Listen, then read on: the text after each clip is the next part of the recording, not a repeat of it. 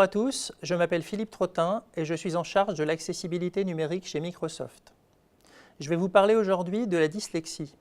La dyslexie touche de 4 à 6% des enfants d'une classe d'âge, sachant qu'en entreprise, on ne parle jamais de ce handicap invisible. La plupart des collaborateurs préfèrent masquer ce handicap à leurs collègues. Microsoft a inclus dans la suite Office un certain nombre d'outils qui permettent à la fois à une personne touchée par la dyslexie de plus facilement rédiger des textes à travers de la dictée vocale. Cette dictée vocale, nous l'aborderons dans une autre vidéo, mais également de pouvoir améliorer la lecture des textes qu'ils ont besoin de consommer. Nous allons commencer par regarder dans Word les différents outils existants. Je vais vous montrer par exemple une première problématique, des mots soulignés en bleu avec une faute d'accord. Word me propose des corrections, je sélectionne la correction pour automatiquement appliquer celle-ci sur le texte. Une deuxième faute, préservant, on s'aperçoit qu'entre préservant et le point d'interrogation, il manque un espace. De la même façon, je vais cliquer avec le bouton droit et je vais pouvoir sélectionner la correction. La troisième erreur, c'est une erreur soulignée en rouge, le mot n'existe pas.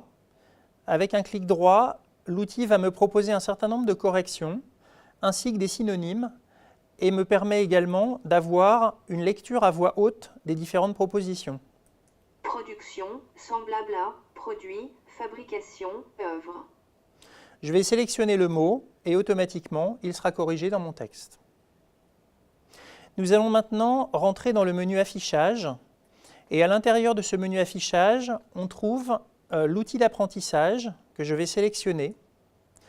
Cet outil d'apprentissage me permet d'améliorer la lisibilité de mon document. Donc je peux par exemple changer la couleur de fond, améliorer le contraste de mon écran. Je vais pouvoir aussi sélectionner l'espacement du texte. Cet espacement du texte facilite la lecture pour les personnes 10. Ça leur permet de les forcer à décrypter les différents mots qui apparaissent sur l'écran. Je vais repasser dans une couleur de page blanche. J'ai un bouton également syllabes qui me permet en fait de faire un découpage des mots en syllabes. Je sélectionne cette option et un petit point vient séparer les différentes syllabes d'un mot, permettant par là même de mieux comprendre la prononciation de ce mot. Enfin, j'ai un bouton de lecture à voix haute qui me permet de lire le texte qui apparaît sur l'écran. Comment nourrir la planète tout en la préservant? On s'aperçoit globalement qu'à travers ces outils, on facilite la lisibilité du document. Nous allons passer dans un deuxième outil. Je suis passé sur OneNote. Je n'ai pas choisi l'application OneNote, j'ai choisi la partie gratuite, on va dire, de OneNote, qui est une app que l'on peut retrouver sur le store de Microsoft. J'ai repris rigoureusement le même article, et donc à travers OneNote, je vais avoir dans le menu affichage un lecteur immersif que je vais pouvoir sélectionner. Donc je rentre dans un environnement dans lequel je ne vois quasiment que le texte correspondant à l'article sur lequel je me trouve. Et je vais pouvoir sélectionner dans un premier temps la taille du texte, donc pouvoir changer cette taille, pouvoir également augmenter l'espacement entre les caractères, comme ce que l'on a vu précédemment dans Word. J'ai un certain nombre de polices de caractères qui me sont proposées. Les polices de caractères qui apparaissent ici sont des caractères qui ont été testés pour des problématiques de dyslexie, donc je ne peux pas choisir d'autres polices de caractères que celles qui apparaissent ici. Et je vais pouvoir choisir le thème d'affichage de la même façon que ce qu'on a vu dans Word précédemment. Je vais maintenant rentrer sur la deuxième option qui correspond à une option de grammaire dans laquelle je vais retrouver la décomposition en syllabes des différents mots avec un petit point qui apparaît. Mais je vais pouvoir classer les différents mots existants par catégorie grammaticale, c'est-à-dire je vais pouvoir afficher par exemple ici en rose les noms, en rouge les verbes, en vert les adjectifs et en marron beige les adverbes. Ceci permet en fait de mieux comprendre la phrase. Je vais avoir la possibilité aussi d'afficher les étiquettes. Donc les étiquettes me permettent d'avoir un petit caractère au-dessus des différents mots composant ma phrase, avec un petit V pour les verbes, un N pour les noms, etc., etc. Donc ces outils me permettent grandement de comprendre la construction de la phrase et éventuellement de corriger mes erreurs. Je vais désactiver ces différentes options pour vous présenter maintenant ce que l'on peut retrouver dans les préférences de lecture. Dans les préférences de lecture, je peux choisir de faire un focus particulier sur la ligne qui est lue. Donc je vais l'activer et à partir de là, je vais avoir en mise en évidence les mots qui vont être lus et je vais pouvoir me promener sur ces différents mots. Alors je peux choisir soit d'avoir un focus sur une ligne, soit d'avoir un focus un peu plus écarté, voire un focus encore plus important. À partir de là, si je rentre dans le lecteur immersif et que je clique sur le bouton « Lire », Feuille à proximité. À partir de l'adresse donc là, je m'aperçois que j'ai une lecture à haute voix du texte correspondant et je vais pouvoir aussi choisir mes paramètres de voix, donc la vitesse de voix et le choix d'avoir une voix masculine ou féminine. Je vais désactiver maintenant ces focus sur la ligne et je vais activer l'imagier.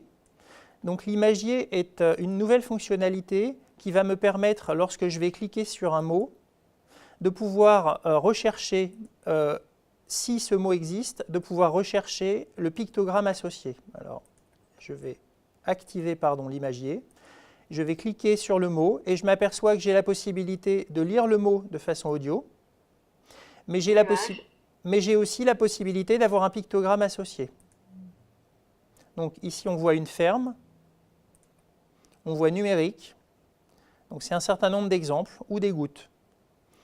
Donc ceci permet de comprendre un peu mieux le mot de façon visuelle, ce qui facilite grandement la lecture de textes pour des populations soit en phase d'apprentissage du langage, soit nécessitant d'avoir des pictogrammes pour mieux comprendre le mot. On ferme maintenant cet outil et on va rentrer dans Edge, qui est le navigateur par défaut de Windows 10. Dans Edge, je vais choisir un article, par exemple celui-ci. Ce dont on s'aperçoit sur des articles Internet, c'est la complexité en fait de la page.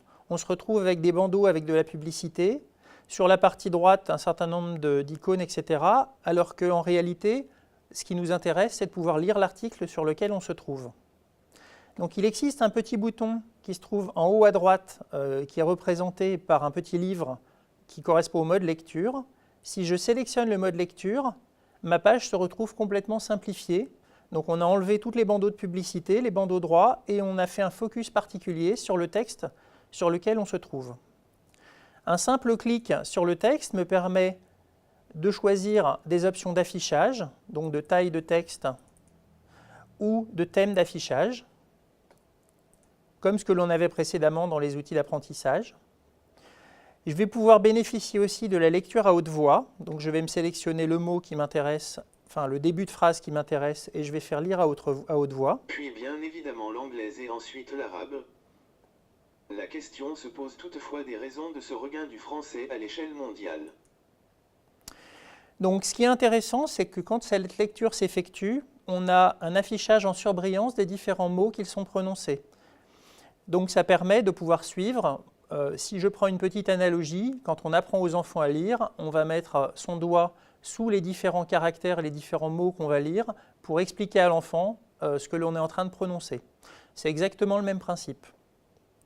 Je vais recliquer sur mon texte et je vais fermer ma barre de lecture et à partir de ce moment-là, j'ai un outil d'apprentissage qui apparaît, que je vais pouvoir sélectionner, qui va me permettre aussi au niveau du texte de choisir l'espacement associé, donc d'améliorer l'espacement entre les caractères ou de choisir des thèmes d'affichage.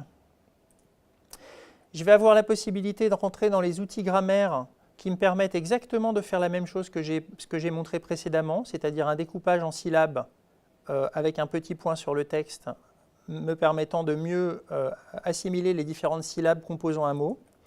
Et je vais pouvoir aussi directement coloriser les noms, les verbes et les adjectifs. Et je vais pouvoir choisir des préférences de couleurs si nécessaire. Je peux afficher les étiquettes comme ce que j'ai montré précédemment, donc un petit V pour les verbes, un petit N pour les noms, Adj pour les adjectifs, etc., etc.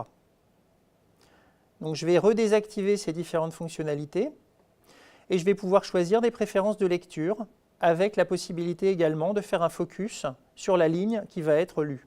Si je passe dans le mode lire à haute voix, quelle est la langue la plus parlée dans le monde?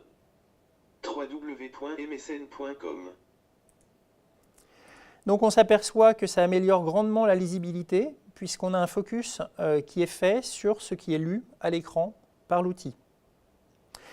Donc j'espère que tous ces outils vous ont plu et que ma démonstration va vous permettre, ou en tout cas d'améliorer votre lisibilité si vous êtes touché par de la dyslexie. Je vous remercie beaucoup.